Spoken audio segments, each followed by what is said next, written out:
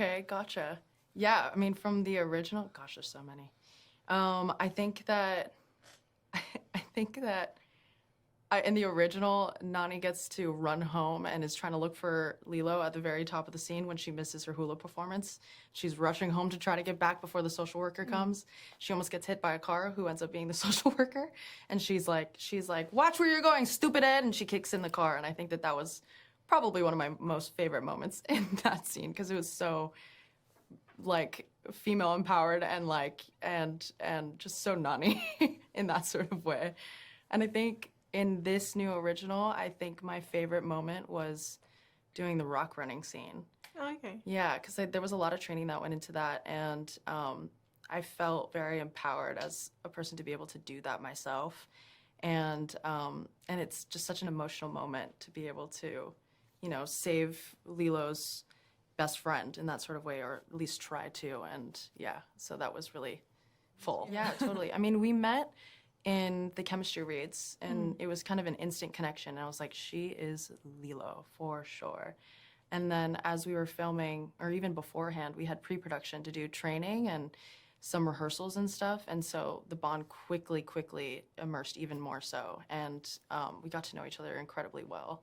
And she's like truly gonna be a sister for me forever.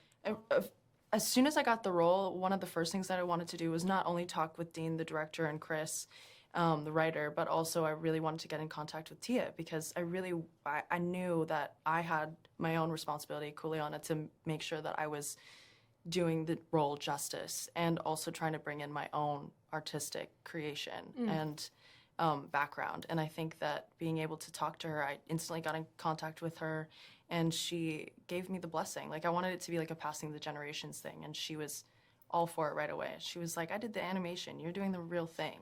And it was really cool. It helped me get a sense of what that looks like as far as the pressures go when people are being pulled apart. And it helped me kind of bring that back to real life for what Nani is really going through. I think it was wonderful because most of the cast and crew were already from Hawaii, so you were already surrounded by the love and aloha, and you always had that on you, and around you, and we filmed it in Hawaii. And Chris and Dean were were huge Hawaii advocates as well as Maia and I and everybody else. And I think that having our backgrounds being from Hawaii itself, it was kind of already implemented. And then we were really hell-bent on wanting to have cultural advisors there so that they were checking in on anything, especially if we were tired and forgetting certain things or whatever. We really wanted to make sure we paid tribute to those things and made sure we took care, So for Maia and I in particular, when we watched the film, made us cry like babies. Yeah.